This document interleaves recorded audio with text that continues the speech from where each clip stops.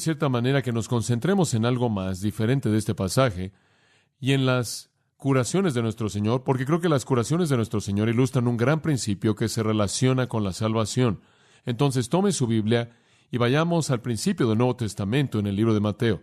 Y quiero ver si usted, por usted mismo, sin que yo haga muchos comentarios editoriales, puede identificar en los versículos que le leo un patrón constante o principio. Mateo 9:22. Jesús se volteó y cuando la vio, él dijo, y le voy a leer simplemente como está en el inglés antiguo, porque la traducción creo que presenta el significado completo de la palabra. Hija, ten ánimo, tu fe te ha sanado. Y la mujer fue sanada a partir de esa hora. Mateo 12, versículo 13. Entonces le dijo él al hombre, estira tu mano, y la estiró, y le fue restaurada en su totalidad como la otra. Mateo 15, 28. Entonces Jesús respondió y le dijo, oh mujer, grande es tu fe, sea hecho a ti como tú has querido, y su hija fue curada a partir de esa misma hora. Versículo 31. Conforme la multitud se sorprendió cuando vieron al mudo hablar y al cojo curado, a los cojos caminando, los ciegos viendo, y glorificaron al Dios de Israel. El Evangelio de Marcos, capítulo 3, versículo 5. Y cuando él los vio con enojo, entristecido por la dureza de sus corazones, él le dijo al hombre, estira tu mano, y él la estiró, y su mano fue restaurada como la otra. Marcos 5, versículo 28. Porque ella dijo, si tan solo tocare su ropa, seré curada. Versículo 34, él dijo, hija, tu fe te ha curado. Vete en paz y sé sanada de la plaga. Lucas 6:10. Y viéndolos, él dijo, estira tu mano. Él lo hizo y su mano fue restaurada como la otra. Séptimo capítulo, 10º versículo. Los que fueron enviados, regresando a la casa, encontraron al siervo curado, el que había estado enfermo. Lucas 8:48. Él dijo, hija, ten ánimo, tu fe te ha curado. Vete en paz. Y más adelante, en el capítulo 17 de Lucas, en el versículo 19, le dijo, levántate, vete, tu fe te ha curado. El Evangelio de Juan, no vemos un patrón diferente de este mismo patrón de pensamiento. Juan 5:6, Jesús le dijo, ¿quieres ser curado? Versículo 14, he aquí, tú has sido curado. Versículo 15, Jesús lo había curado. Juan 7:23, si un hombre en un día de reposo recibe la circuncisión para que la ley de Moisés no sea quebrantada, se enojan conmigo porque he curado a un hombre en el día de reposo. Y hay una versión que tiene un significado claro de eso y dice, hecho totalmente saludable en el día de reposo, completo. Ahora usted tiene lo mismo en los milagros apostólicos. En Hechos 4:9, si este día estamos siendo examinados por la buena obra hecha al hombre impotente, ¿por qué medio es que él ha sido curado? Que sea conocido por ustedes y por todo el pueblo de Israel, que por el nombre de Jesucristo de Nazaret, a quien vosotros crucificasteis, a quien Dios resucitó de los muertos, inclusive por él, este hombre está aquí ante ustedes completo. Completo se puede traducir curado. Lo vuelve a encontrar ahí en Hechos 9:34. Pedro dijo, Ananías, Jesucristo te hace completo. Levántate, haz tu cama, y él se levantó inmediatamente. Ahora, lo que usted ve en todos esos pasajes es la constancia en el estilo de curación que Jesús llevó a cabo. Cuando Jesús curó a alguien, él hizo que estuvieran totalmente curados, sin partes que les faltaran. Ahora hay algunos sinónimos usados en esas cosas que vemos, pero el término dominante en la palabra hugiai, de la cual obtenemos la palabra médica higiene, significa saludable. Y Jesús hizo que estuvieran saludables.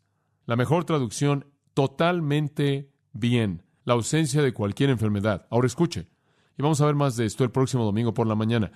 Todos los milagros de curación de Jesús hicieron que la gente estuviera totalmente saludable. No hubo progresión involucrada. Fueron curados en su totalidad instantáneamente. Ahora dice usted, ¿qué tiene que ver esto con Colosenses 2? Simplemente esto. Sirve, por lo menos en mi mente, y confío que en la de usted también, como un hermoso retrato de la manera en la que Jesús cura espiritualmente. Si Jesús cura la enfermedad física y hace que la gente esté totalmente curada, entonces eso es precisamente lo que quiere decir el apóstol Pablo en el capítulo 2, versículo 10, cuando él dice, y vosotros estáis completos en Él. Usted puede colocar la palabra totalmente completos en Él ahí.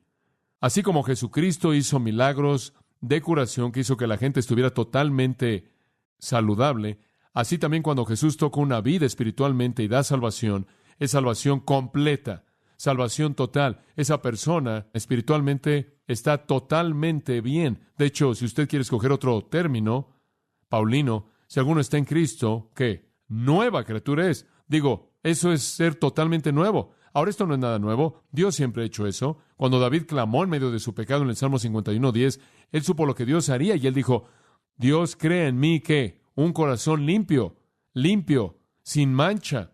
Cuando Dios actúa en contra del pecado en su gracia salvadora, lleva a cabo algo completo. En Ezequiel 11:19, les daré un corazón, les colocaré un nuevo espíritu dentro de vosotros, y sacaré el corazón de piedra de su carne y les daré un corazón de carne.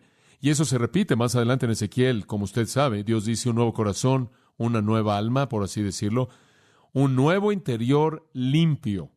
De tal manera que la curación espiritual, la cual es salvación, es tan completa como la física. En Juan 1:16 hay una gran afirmación. Él está hablando aquí de Cristo y Juan el Bautista dice esto, de su plenitud hemos recibido todos. Cuando usted fue salvo, usted recibió de la ¿qué? De Cristo.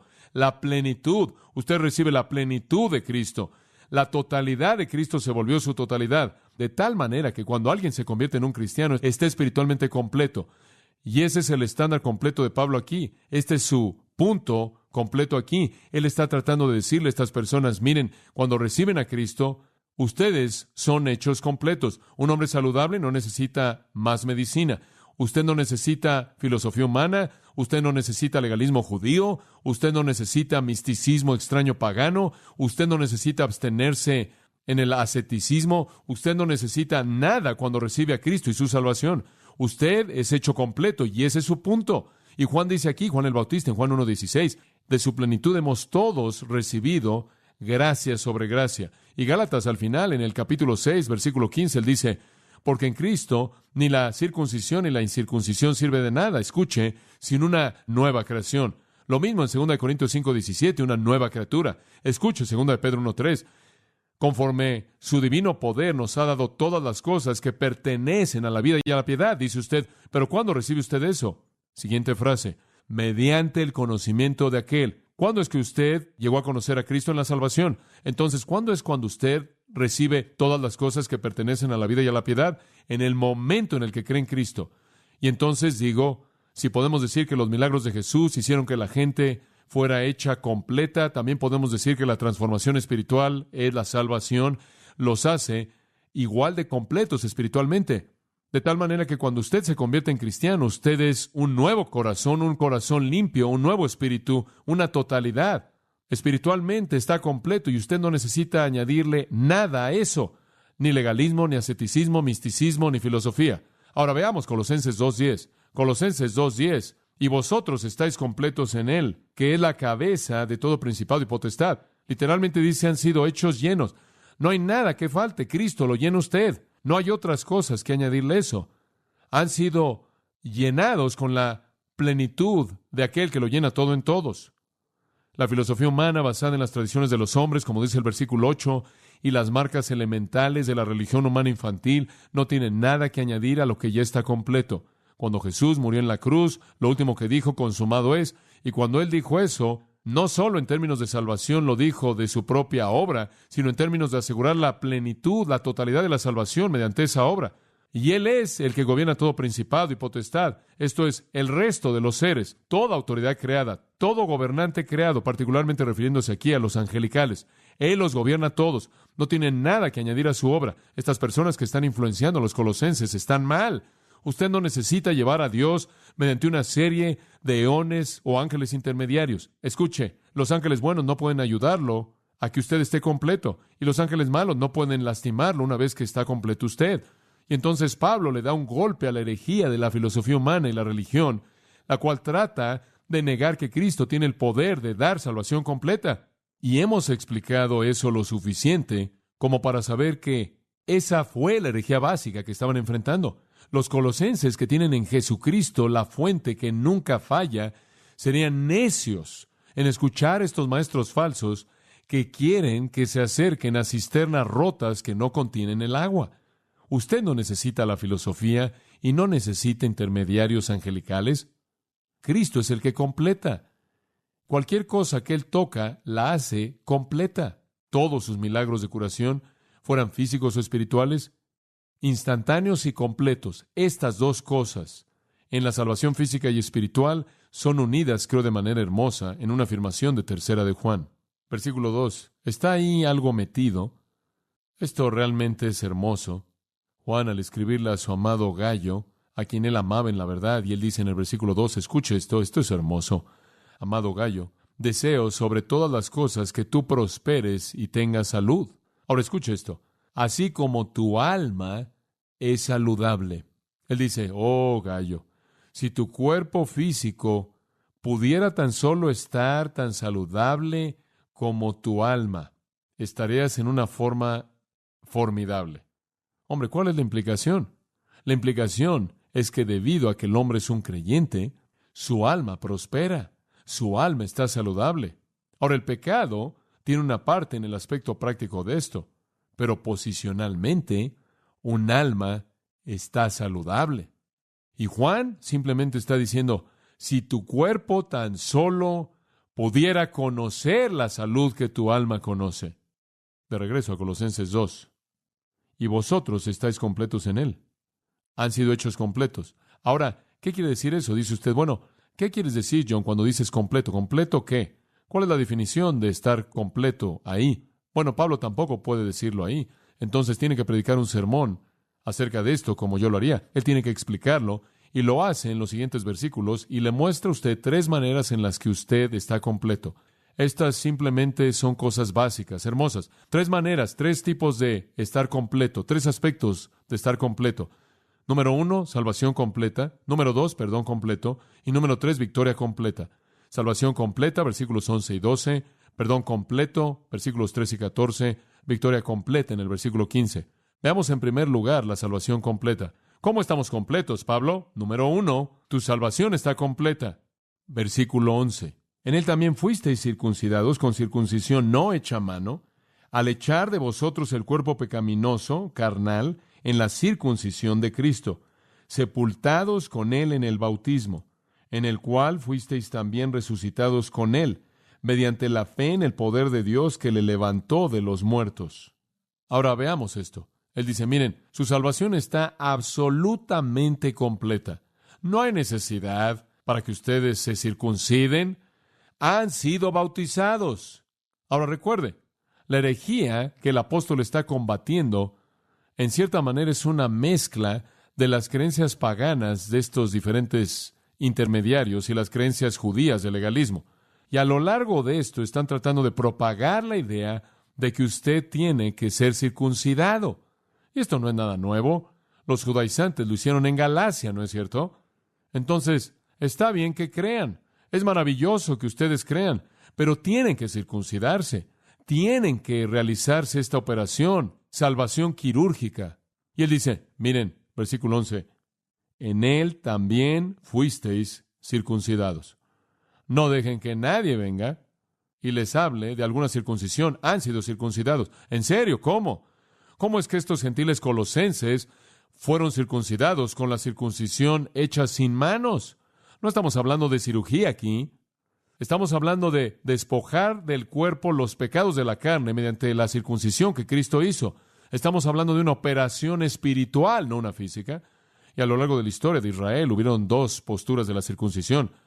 Cada vez que un pequeño niño hebreo era circuncidado en el 8º día después de que él había nacido, y esa era la señal de que él pertenecía a la nación de Israel. Y se volvió algo controversial y hubieron 2 escuelas de pensamiento en esto. Una, estaba la postura de que la circuncisión en sí misma era suficiente para salvar.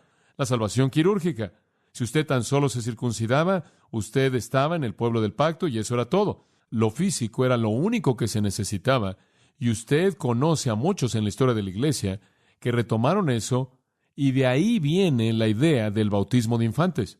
Usted simplemente bautiza a todos los bebés. Esa fue la idea de Constantino. Vamos a hacer que todo mundo sea un cristiano. Simplemente vamos a meter a todos los bebés y bautizarlos y van a ser cristianos instantáneos. Y el israelita que creía esto decía, bueno, no importa si un israelita es bueno, no importa si es malo, lo único que importaba era que estuviera circuncidado. Esa fue la postura típica de los judíos en el día de Jesús y también la postura típica de los líderes judíos del día de Pablo. Esa es la razón por la que en Romanos capítulo 2, versículo 25, él dice, la circuncisión es provechosa si guardas la ley. Está bien si guardas la ley, pero si violas la ley, la circuncisión es igual que la incircuncisión. Mi papá siempre solía contar la historia del boxeador que llegaba y antes de toda pelea, él se persinaba. Y él decía, ¿ayuda? Alguien más dijo, ayuda si él puede pegar.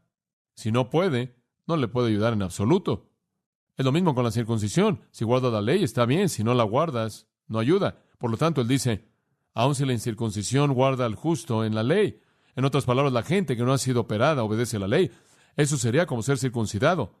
Entran a la bendición del pacto. Versículo 28. Él no es un judío, quien lo es externamente, ni es la circuncisión externa en la carne.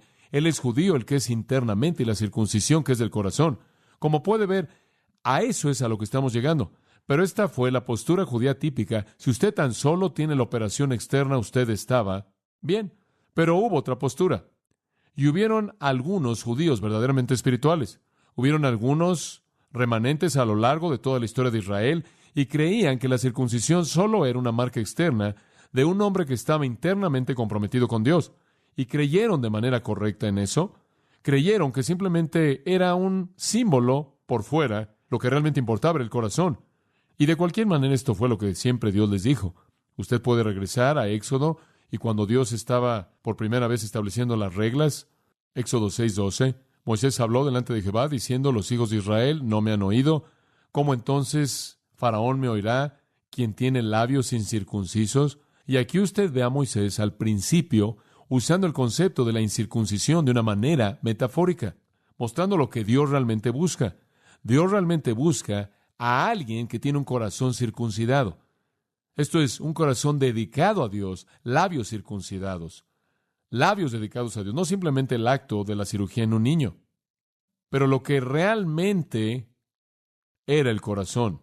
En Levítico 26, creo que es el versículo 41, que yo también he caminado de manera opuesta a ellos y los meta a la tierra de sus enemigos. Si entonces su corazón incircunciso se humillare y aceptan el castigo de su iniquidad. Dios les está hablando. Él dice, tienen corazones incircuncisos y siempre ha sido lo que Dios ha buscado. Él siempre ha buscado el hecho de que el corazón sea apartado para Él y que la señal externa simplemente fuera un símbolo de eso.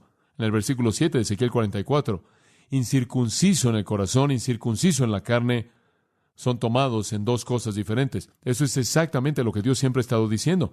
Usted puede revisar Deuteronomio 30, versículo 6, y Jeremías 6:10 se encuentra lo mismo. Ahora, sabemos entonces lo que era la circuncisión física, pero aquí en Colosenses 2:11 él dice, ustedes han sido circuncidados con una circuncisión hecha sin manos. Ustedes tienen una circuncisión especial. ¿Cuál es? Es el cortar el cuerpo de los pecados de la carne. Cuando usted se convirtió en cristiano, Cristo cortó todo lo pecaminoso de su vida. El cortar las cosas pecaminosas. Ahora quiero que me siga porque no quiero que extraiga de eso algo hasta que no haya terminado. En Romanos capítulo 4, versículo 11 dice, y él recibió la señal de la circuncisión, Abraham, una señal de la justicia de la fe, estando aún en la incircuncisión. La gente dice, bueno, Abraham fue circuncidado. Sí, 14 años después de que él creyó en Dios y fue salvo. Entonces la circuncisión no lo salvó. Él fue circuncidado como una señal de un corazón justo, y ese es el mensaje. ¿Y cuál es la circuncisión verdadera? Escúcheme, es cortar todo de la vida excepto la voluntad de Dios. Y el mensaje de Pablo en Colosenses 2:11 es este. Es la cirugía espiritual.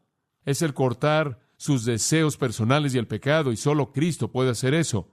¿Qué tipo de circuncisión? El quitar su naturaleza pecaminosa.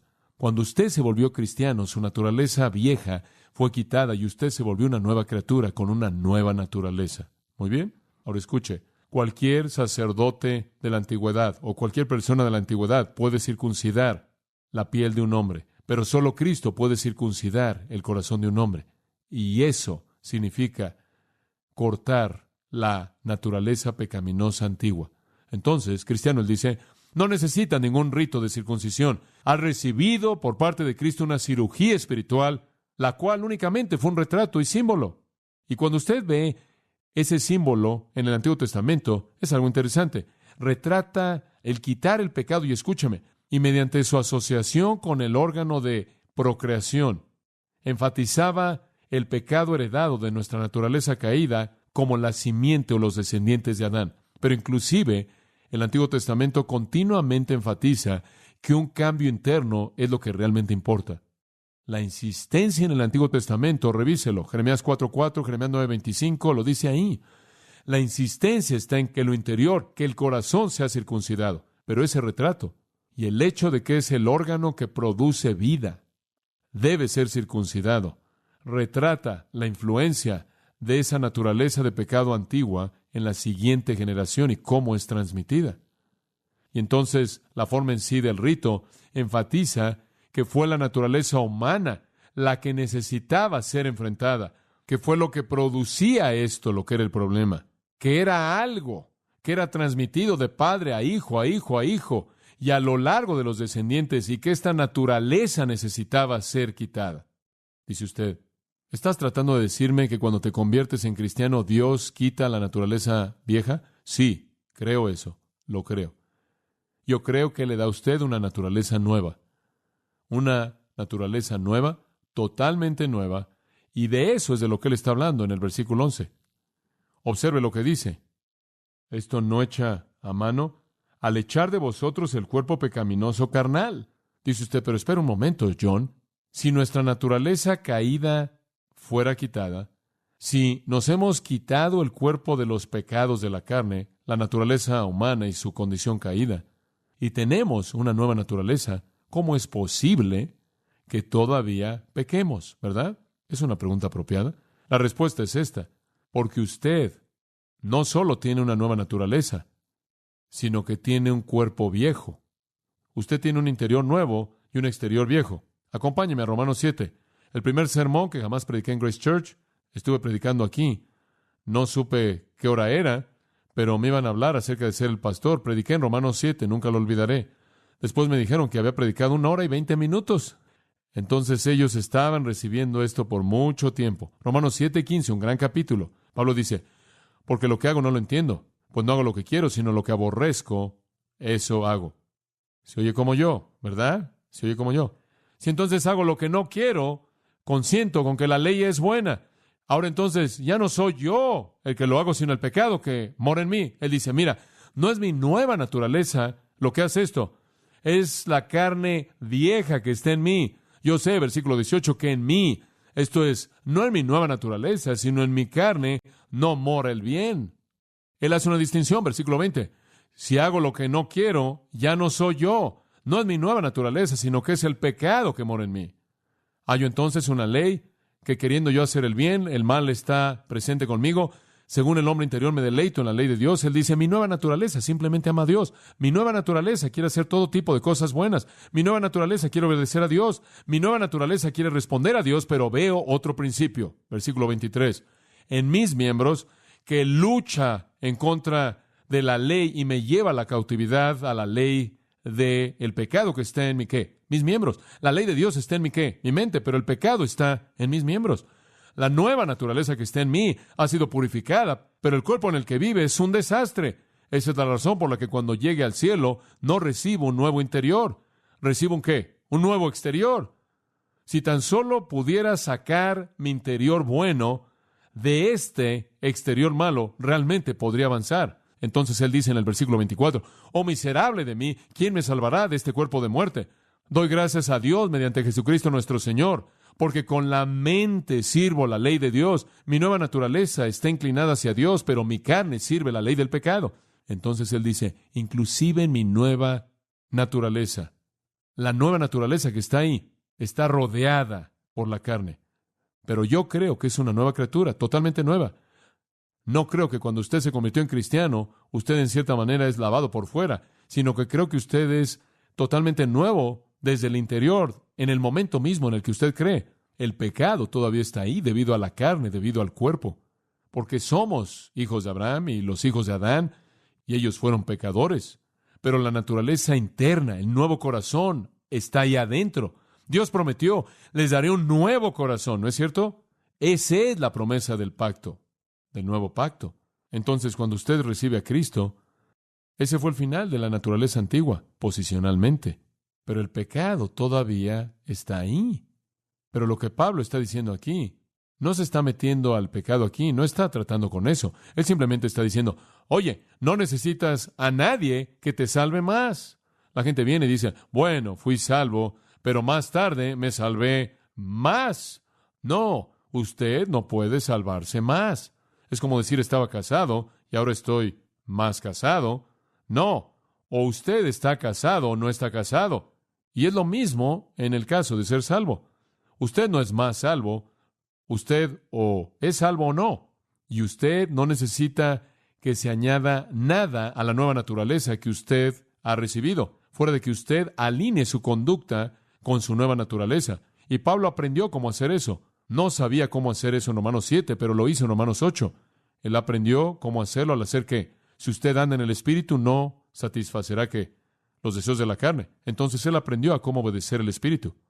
Ahora, Pablo dice, ahora se les ha dado vida en la manera en la que Cristo circuncidó su corazón, al quitar la naturaleza antigua. Ustedes no necesitan ninguna señal externa. Eso es absolutamente irrelevante. Eso es superfluo. Y él profundiza más en el versículo 2. Observe esto. Después de que hayan tenido su propia ceremonia, y es el bautismo, sepultados con él en el bautismo, en el cual fuisteis también resucitados con él, mediante la fe en el poder de Dios que le levantó de los muertos. Ahora, no hay agua en el versículo 12. El versículo 12 es muy seco. Algunos de ustedes dicen, ¿ves? Pablo está enseñando regeneración bautismal. Hombre, Pablo nunca haría eso. ¿Cree usted que se deshacería de una ceremonia simplemente para meter otra? Si él tiene la realidad espiritual en mente en el versículo 11, usted tiene que creer que la tiene en el versículo 12. Él nunca diría el cambio de muerte espiritual a vida espiritual es llevado a cabo mediante el agua. Eso lo haría tanto un ritualista como aquellos a quienes él estaba condenando. Él es un campeón de espiritualidad, no de la ceremonia. Usted podría decir, bueno, ¿de qué está hablando aquí? ¿Qué hay aquí en el bautismo? Retrata la unión de un creyente con Cristo. La palabra simplemente significa ser colocado en. Usted fue colocado en Cristo y claro que el bautismo en agua es un retrato hermoso de esto. La terminología se volvió sinónima en la primera iglesia y todavía lo es con frecuencia. Cuando usted se convirtió en cristiano, es como si usted fuera sepultado, murió y resucitó en vida nueva mediante la fe de la operación de Dios quien lo resucitó de los muertos. Así como Dios resucitó a Jesús, así lo resucitó usted de los muertos cuando creyó en Cristo. Su vida antigua murió y fue sepultada y usted resucitó a una nueva vida. El creyente entonces, cuando usted cree en Cristo, usted es sepultado con Cristo. Es como si usted va a la cruz y usted está colgado allá a la cruz, literalmente como si Dios lo llevara de regreso 2000 años, de regreso en la historia, en su mente atemporal, y lo mete a esa cruz y usted muere ahí y usted es sepultado ahí. En el tercer día usted sale de la tumba con Cristo, una vida nueva. Así somos identificados por la fe con Él en su muerte. Somos identificados en su sepultura con Él y también en su resurrección. Es una verdad tremenda, tremenda. Y todo es realizado por la operación de Dios. Ahora observe esto. La palabra es energía. El poder o la energía de Dios. El poder de resurrección de Dios. Dios, quien lo resucitó de los muertos, lo resucita a usted de los muertos, de tal manera que cuando usted recibe a Cristo, usted es sepultado, su vida antigua murió y usted cobra vida. Y escuche, solo hay dos estados en los que usted puede estar, o muerto o vivo. Y cuando usted está vivo, está vivo. Y eso es precisamente lo que sucede. Hay un pequeño comentario que notar aquí, a la mitad del versículo 12, dice, mediante la fe y la operación de Dios, nosotros que creemos en el poder de Dios, creemos que Dios resucitó a Jesús de los muertos, también seremos resucitados con Él.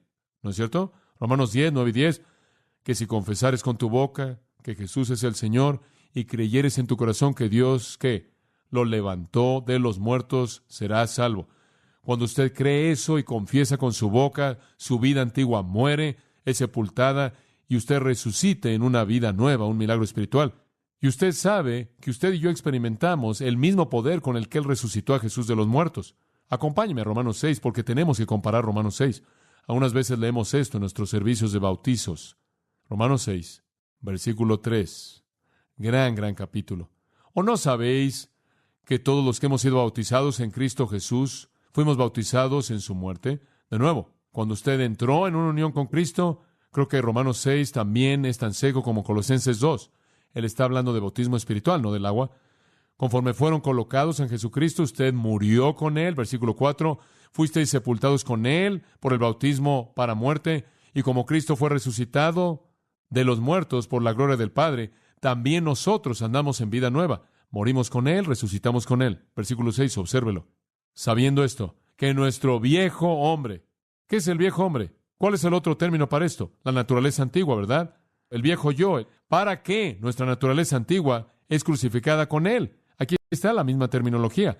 Para que el cuerpo del pecado sea alterado ligeramente, es lo que dice, sea que destruido, la naturaleza antigua fue borrada, para que a partir de aquí ya no seamos esclavos del pecado, porque el que ha muerto está libre del pecado. Dice usted, pero John, ¿en qué sentido somos liberados del pecado? No somos liberados de volverlo a cometer jamás. No, eso no es lo que él está diciendo. Lo que él está diciendo es que son libres de sus consecuencias. La paga del pecado es ¿qué? Muerte. ¿Cuántas veces puede matarlo el pecado a usted? Una vez, muy bien.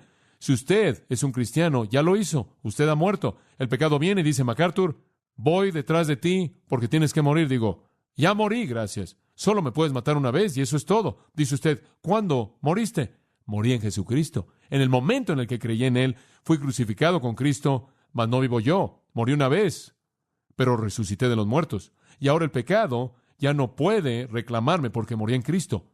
Todo hombre morirá por su pecado, o solo pasando la eternidad en el infierno, o en Cristo y pasará la eternidad con Dios. Dice usted, bueno, ¿qué es lo que significa la muerte para nosotros cuando morimos físicamente? Eso es simplemente deshacernos del problema.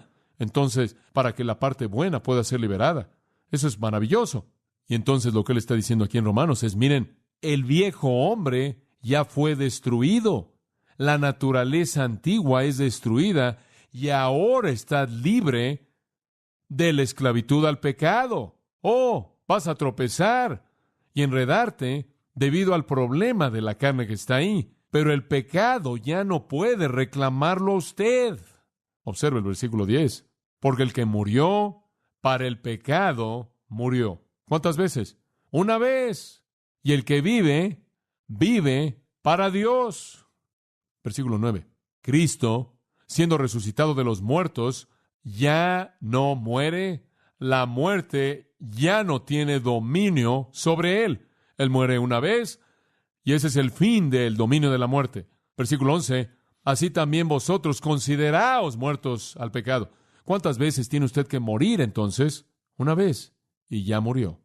Y el pecado y la muerte y el infierno y Satanás no pueden exigir nada de usted. Una verdad tremenda. Entonces, resumimos los versículos en Colosenses de esta manera.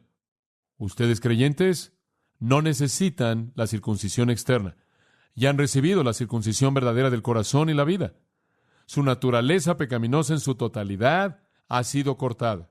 La recibieron debido a su unión con Cristo por la fe. Cuando Él fue sepultado, el viejo ustedes impíos fueron sepultados con Él. Cuando Él resucitó, como nuevas criaturas, ustedes resucitaron con Él.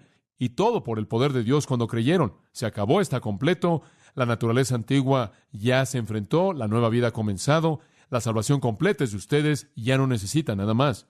Entonces, cuando alguien viene y dice, bueno, sé que tienes que creer, pero también tienes que guardar los 10 mandamientos. No. Pero también tienes que hacer esto o aquello. No.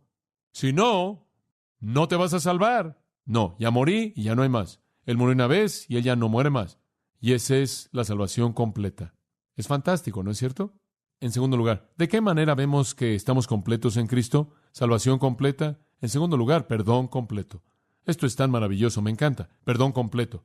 No sé usted, pero probablemente la doctrina más emocionante en toda la Biblia para mí es el perdón. Digo, seamos honestos, sabiendo lo que sé, me siento culpable todo el tiempo por mis pecados, me siento como si no fueran perdonados. Sería terrible para mí, perdón completo. Este enfoque es la misma realidad desde otro aspecto. La primera enfatiza que la salvación está completa de manera independiente del ritual, y esta enfatiza que el perdón está completo de manera independiente de cualquier obra. Observe el versículo 13. Y a vosotros, estando muertos en pecados, y en la incircuncisión de vuestra carne, os dio vida juntamente con él, perdonándoos todos los pecados. Todos. Anulando el acta de los decretos que había contra nosotros, que nos era contraria, quitándola de en medio y clavándola en la cruz. Esto es tan rico. No sé si puedo explicarlo de una manera que lo merece, pero hombre, vamos a pasar algo de tiempo en estos versículos. Simplemente están tan cargados. Note aquí el él y en él aquí, en contraste con el vosotros. Y a vosotros, estando muertos en pecados y en la incircuncisión de vuestra carne, no se oye muy bien. Os dio vida juntamente con él, perdonándoos todos los pecados. Ustedes están mal, pero él lo conquistó todo. Ustedes comparten su vida de resurrección. Estaban muertos en sus delitos. Estaban muertos en sus pecados. ¿Sabe usted lo que significa estar muerto en sus pecados? ¿Sabe usted lo que significa estar muerto en el pecado? Bueno, lo he ilustrado tantas veces. La palabra muertos en vuestros pecados también es usada, esa frase también es usada en Efesios 2:1, y aparece aquí, creo, en la misma forma, y es lo que usted llama un locativo de posición. Está hablando de algo posicional. Usted está muerto en pecado. Digo, cuando usted nació espiritualmente muerto. ¿Y qué significa la muerte? Significa una incapacidad para responder. Usted ve a gente muerta y usted puede hacer lo que quiera y no reaccionan. La gente muerta no puede responder. Esa es la señal de que alguien está muerto. No responden. Ahora, no me quiero meter en todos los aspectos técnicos de eso, pero cuando usted ve eso que va, pip, pip, pip, se acabó. Cuando usted va al funeral y todo el mundo se mueve, pero el que está en el ataúd no, está muerto. Todo el mundo se va, menos él. No puede responder, no tiene capacidad de responder. Eso es lo que es la muerte espiritual. Estar muerto en pecado significa estar tan metido en el pecado que usted es incapaz de responder a Dios. ¿Se da cuenta? La Biblia no tiene sentido, la verdad espiritual no tiene sentido, usted está perdido en la pecaminosidad del mundo y la carne y el diablo, y usted no puede reaccionar a Dios porque usted está muerto y usted no responde al estímulo. Usted es un cadáver espiritual. Ahora, como si eso no fuera lo suficientemente malo, que usted está muerto en su pecado, Él también dice en la incircuncisión de vuestra carne. Ahora, ¿qué significa eso? Esa es una referencia a los gentiles. Él dice, están muertos en sus pecados y en su situación gentil. Dice usted, que hay algo que esté tan mal con ser un gentil. No sé por qué quiere decir eso. Los gentiles estaban incircuncidados. ¿Sabe lo que eso significaba? Afuera del pacto. No tenían la verdad de Dios. Es malo estar muerto en pecado. Es doblemente malo estar muerto en pecado y no tener esperanza alguna, porque usted no tiene la verdad, ¿no es cierto? El judío podía estar muerto en pecados, pero por lo menos él estaba en un ambiente en donde el pacto de Dios estaba en operación. Pero un gentil estaba muerto en pecados y él estaba fuera de eso. Escuche Efesios 2:11.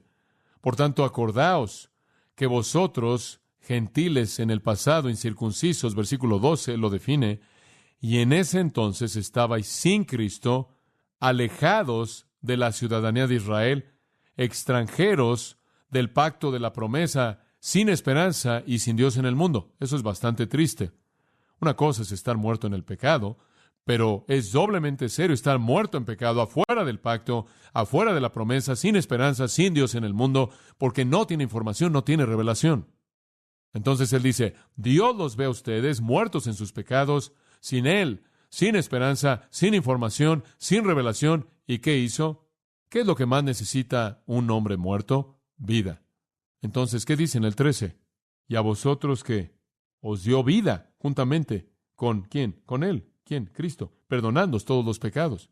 Él dice, ustedes gentiles, afuera del pacto, afuera de la promesa. Y creo que también ahí hay una implicación simbólica en la circuncisión de vuestra carne, en donde Él está diciendo, ese es un símbolo apto del hecho de que todavía estaban sujetos a la naturaleza vieja. Ustedes estaban muertos en el pecado y sujetos a su naturaleza antigua hasta que Él vino y les dio vida. Fantástico. Eso es precisamente lo que dice en Efesios 2, versículo 5. Pero Dios, que es rico en misericordia, por su gran amor con que nos amó, aun cuando estábamos muertos en nuestros delitos y pecados, nos dio vida juntamente con Cristo. ¿Qué quieres decir junto con Cristo? Quiero decir esto, y no sé cómo opera, de alguna manera divina misteriosa. Cuando usted recibe a Cristo, Dios lo lleva de regreso a 2000 años atrás, lo coloca en la cruz con Cristo y en la tumba con Cristo y lo resucita con Cristo. No entiendo ese milagro. Es fantástico. Él dice, Efesios 2:5, nos dio vida juntamente con Cristo. Colosenses 2:13, nos dio vida juntamente con Él. De alguna manera estamos en unión con Cristo. El que se une al Señor, un espíritu es con Él. 1 Corintios 6:17. Cuando Él resucita, nosotros resucitamos. Entonces, como puede ver, hombres muertos, totalmente derrotados, totalmente dominados por el pecado, impotentes para romper las cadenas del pecado que los ata, impotentes para descubrir la verdad de Dios, sin esperanza, sin Dios, sin alguna alternativa, viendo la naturaleza pecaminosa y de pronto Dios les da vida. Ahora dígame usted, ¿quién inicia la salvación? Y después usted oye a la gente y dicen, encontré al Señor. No, Él lo encontró usted. Usted no tiene más poder para vencer su pecado de lo que un hombre tiene para vencer su propia muerte. Pero en Jesucristo, mediante su obra completa, Él los liberó del pecado, su poder y sus consecuencias y les dio vida nueva y tan vital y tan liberados que puede ser descrita únicamente en términos de vida de resurrección. E inclusive a los gentiles Él se los dio de manera independiente de cualquier ceremonia como la circuncisión. Dice usted, esto es fantástico. ¿Quieres decir que es posible que alguien sea restaurado de manera completa a Dios? Que reciba un corazón y una nueva naturaleza completamente nuevas, que tenga una relación completamente nueva con Dios y tener vida eterna. ¿Cómo? ¿Cómo? Es hermoso, escúchelo. Vea esto, versículo 9. 2 palabras pequeñas. En Él. ¿Está listo para escuchar esto? Versículo 10, 2 palabras pequeñas. En Él. ¿Las ve? Versículo 11, 2 palabras pequeñas. En Él. Versículo 12, 2 palabras pequeñas. Con Él. Versículo 13, 2 palabras pequeñas. Con Él. ¿Cómo es que usted obtiene todo esto? Al estar, ¿qué? En Cristo. Esa es la clave. Usted se coloca en las manos de Cristo, usted lo recibe por la fe y todo se vuelve de usted.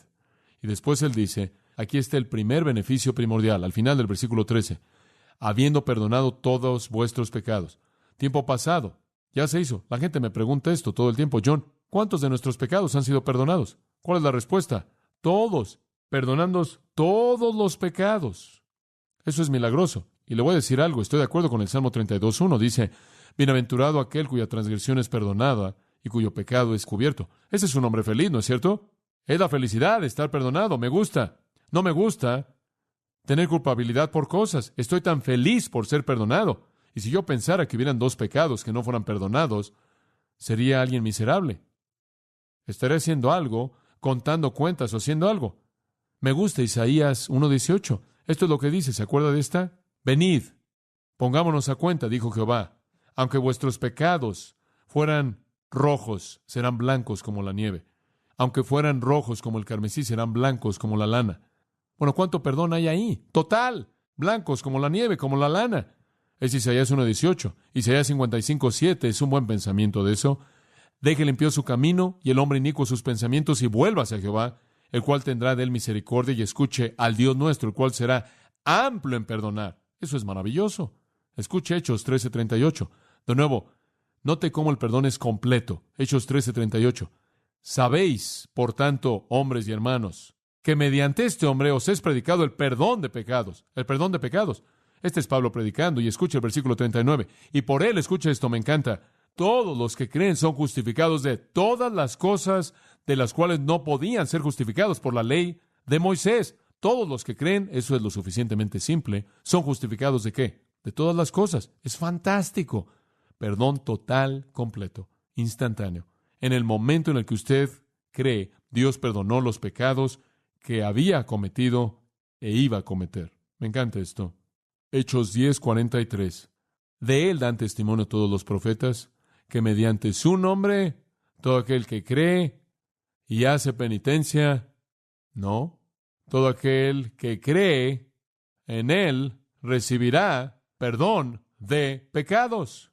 Usted recibe perdón por creer. Dice usted, ¿qué hay acerca de confesar? No, por creer. La confesión no se relaciona con el perdón, se relaciona con reconocer su pecado y arrepentirse de él. El perdón siempre es algo que ya ha sido cubierto. Si usted tiene problemas con 1 Juan 1:9, escuche el sermón de eso. Hebreos 8:10 es bueno, porque este es el pacto que haré con la casa de Israel después de esos días, dice el Señor. Colocaré mis leyes en sus mentes, las escribiré en sus corazones, les seré Dios y ellos me serán a mí por pueblo. Y ellos no enseñarán ningún hombre a su prójimo y todo hombre a su hermano, diciendo, conoce al Señor, porque todos me conocerán desde el menor hasta el mayor, porque seré propicio a sus injusticias y a sus pecados y sus iniquidades que, recuerde, no me acordaré. ¿Por cuánto tiempo? Más. Siempre me sorprende el hecho de que hay tantos cristianos que continúan recordando lo que Dios ha olvidado. Solía llamarlo un complejo de Dios. Escuche, la corte más elevada en el universo es Dios. Y si Dios me ha perdonado, lo único que me justificaría al hacerme culpable por mi pecado es si yo fuera una autoridad más elevada que Dios. Si no lo soy, entonces más vale que me perdone a mí mismo. ¿Cuáles son las características del perdón de Dios? ¿Alguna vez ha pensado en eso? ¿Cuáles son las características? Permítame darle estas rápidamente. En primer lugar, es de gracia. El perdón de Dios es de gracia. No se lo ganó usted. Usted no se ganó su perdón. Es un regalo de gracia. Romanos 3:24, siendo justificados gratuitamente por ¿qué? Su gracia. Justificados gratuitamente por su gracia. Tito 3:4, según la bondad y amor de Dios nuestro Salvador, no por obras de justicia que nosotros hubiéramos hecho, sino según su misericordia Él nos salvó, mediante el lavamiento de la generación, la renovación del Espíritu Santo, la cual Él derramó en nosotros abundantemente mediante Jesucristo nuestro Señor. Justificados, versículo 7, por su gracia. El perdón de Dios es de gracia. En segundo lugar, está completo, absolutamente completo. No le falta nada. Efesios 1:7, en quien tenemos redención por su sangre, el perdón de pecados. Escúcheme, según las riquezas de su gracia. Dice usted, ¿cuánto perdón hay ahí equivalente a las riquezas de su gracia? ¿Quiere saber cuánto perdón tiene usted? Descubra cuánta gracia tiene Él. Le voy a ayudar. En donde el pecado abunda, la gracia que abunda mucho más. Entonces, si ha acumulado mucho pecado, Él tiene mucha más gracia. Perdón completo. 1 Juan 2:12, hijitos míos, os escribo porque vuestros pecados son perdonados por causa de su nombre. En tercer lugar, el perdón de Dios no solo es de gracia y está completo, sino que es pronto, es dispuesto. Usted no tiene la idea de que Dios allá arriba está diciendo, hombre, ¿por qué me metí en esto? Ahora tengo que seguir perdonando a estas personas. Salmo 86:5 dice, Él es pronto a perdonar, Él está dispuesto a perdonar. 2 Corintios 5:19, Dios estaba en Cristo reconciliando al mundo consigo mismo, no teniéndoles en cuenta sus pecados. Aquí está Dios, y Él dice, quiero reconciliarte y quiero perdonar tu pecado. Y entonces Él dice, Él nos encomendó la palabra de la reconciliación y nos envió como embajadores para decirle a todo el mundo que Dios simplemente está esperando hacer esto. ¿No es eso fantástico? Él simplemente está ahí arriba esperando hacerlo. De gracia, completo, dispuesto. En cuarto lugar, el perdón de Dios es cierto. Usted puede depender de Él. Absolutamente cierto. Sin preguntas, sin dudas. En Hechos 26:18, Pablo dice, Dios lo envió a predicar a Cristo para abrir sus ojos, para que se convirtieran de las tinieblas a la luz y de la potestad de Satanás a Dios, para que recibieran perdón de pecados y herencia entre los santificados por la fe que es en mí. En otras palabras, en base a su promesa, está basada en la promesa de Dios. Pablo dice, y yo he visto estas cosas, y así como he oído a Cristo, y como Él me dijo que lo hiciera, y prometió hacerlo, salí a predicar. Versículo 25, Él dijo, yo no estoy loco, noble Festo, sino que hablo palabras de verdad y sobriedad. Dios lo ha dicho, y yo lo predico. Es cierto, en base a su promesa. Y yo añadiría, en quinto lugar, es sin paralelos. Si usted está buscando perdón, pruebe a Dios, nunca encontrará otro como Él. Me encanta esto. ¿Quién se acuerda de este? Miqueas 8:18. ¿Quién es un Dios como tú, que perdona la iniquidad y pasa por alto la transgresión del remanente de su heredad? ¿Alguna vez ha conocido un Dios como ese? Los paganos nunca han inventado uno así. ¿Quién es un Dios como ese que perdona tanto? Además, el perdón de Dios no solo es de gracia, está completo, es dispuesto, es cierto, es sin paralelo, sino que es motivador. Dice usted, ¿qué quieres decir con motivador, John? Efesios 4:32 nos ayuda en eso. Esto es lo que dice. Antes sed benignos unos con otros, ¿haciendo qué? Perdonándoos unos a otros, así como Dios os ha perdonado en Cristo. Escúcheme, si Dios no nos ha perdonado totalmente, ese principio es destruido. Él dice, perdonen total y completamente, así como Dios los ha perdonado a ustedes. Escuche con atención. El perdón es total, está completo, es para siempre para el cristiano. No existe algo tal como un pecado no perdonado en la vida de un cristiano. Todo es perdonado. Ahora veamos el versículo 14. Este es un versículo maravilloso. Anulando el acta de decretos que había contra nosotros, que nos era contraria, quitándola de en medio y clavándola en la cruz. Quiero que vea dos palabras aquí que le va a dar el retrato, el panorama. Dos palabras griegas de las cuales depende la idea entera. Número uno, el escrito que era contra nosotros fue borrado. La palabra es keitógrafo, literalmente autógrafo, borrando el autógrafo. El uso técnico de esta palabra es interesante. Era una nota escrita a mano de un deudor reconociendo que estaba endeudado. ¿Sabe lo que literalmente era? Un pagaré. Yo, John MacArthur, te debo 500, firma John MacArthur. Ese es un keirógrafon, un escrito, acta. ¿Sabe lo que sucede? Una confesión firmada de deuda.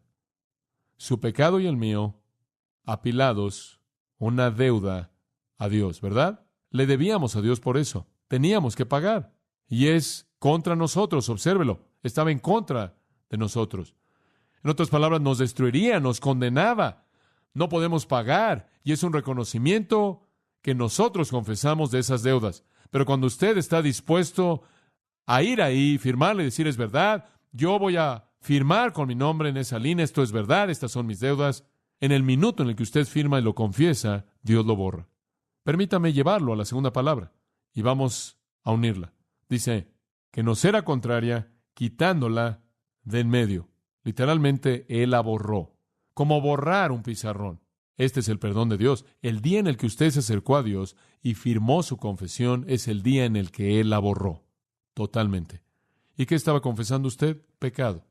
Para darle la idea de esto, la sustancia sobre la cual los documentos antiguos estaban escritos era un papiro. Y el papiro era un tipo de papel hecho de una planta.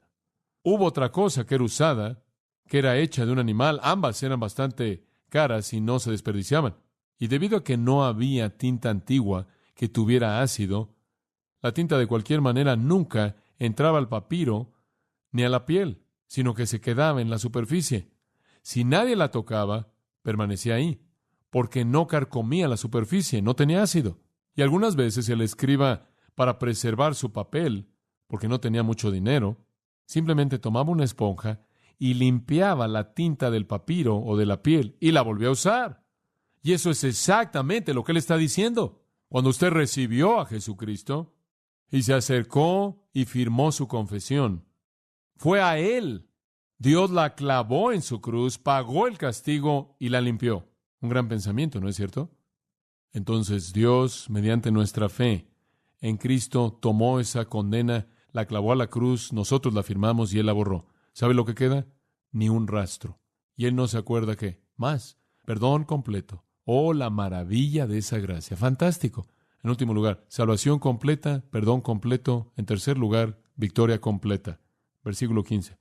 Y despojando a los principados y a las potestades, los exhibió públicamente, triunfando sobre ellos en la cruz. Él está diciendo a esos colosenses, por favor, no estén metiéndose con esos eones y espíritus intermediarios. Todos fueron aplastados en la cruz. Cuando Él muere, Él despojó a los principados y a las potestades. Él hizo una demostración pública de ellos, triunfando sobre ellos. ¿En dónde fue que Jesús golpeó la cabeza de Satanás? En la cruz. ¿En dónde fue que Él rompió su poder? En la cruz. ¿En dónde fue que Él le quitó el poder a la muerte? En la cruz. Hebreos capítulo 2, versículo 14. Porque así como los hijos son participantes de carne y sangre, Él también participó de lo mismo, para que mediante la muerte Él destruyera a aquel que tenía el poder de la muerte, esto es el diablo, y librar a aquellos que mediante el temor a la muerte toda la vida estaban sujetos a servidumbre. El dominio de Satanás fue quebrantado en la cruz. Conforme Cristo estaba suspendido ahí en la cruz, Sin duda alguna, los demonios estaban teniendo un carnaval, viéndolo ahí atado de las manos y los pies a la madera, en debilidad y derrota aparentes. Imaginaron que era su víctima, pero cuán equivocados estaban. Él los dominó, inclusive en la muerte, y 1 Pedro 3:18 dice, cuando su cuerpo fue a la tumba, su espíritu fue al lugar donde los demonios estaban atados, y dice que proclamó su victoria sobre ellos ahí, en sus rostros, en ese lugar. Lea 1 Pedro 3:18. Cristo descendió y proclamó a los espíritus en la prisión. ¿Quiénes son? Demonios encarcelados. Él proclamó su triunfo y fueron desarmados y fueron derrocados. Entonces la cruz y la resurrección es la respuesta en la herejía que estaba engañando las mentes de aquellos que estaban viviendo en el valle. No hay punto en dar tributo a los principados y a las potestades que han sido derrotados por Jesús. ¡Qué victoria! Pero para el Evangelio, amados, el hombre es un títere en las manos del destino. G.H.C. McGregor dice esto, escuche, todavía estamos conscientes que fuera de la victoria de Cristo, el hombre es una víctima inútil en un cosmos hostil. Es de poco consuelo a nosotros que el destino que fue una vez expresado en términos de la influencia de las estrellas, concebido en sus demonios personales, ahora es expresado en términos de determinismo psicológico o económico. Todavía preguntamos cómo es que un hombre va a triunfar sobre una heredad mala o cómo puede ser liberado y ser victorioso en un mundo de leyes rígidas y de necesidad científica. Todavía somos intimidados. Vemos la intimidación astronómica, el terror de lo insignificante que es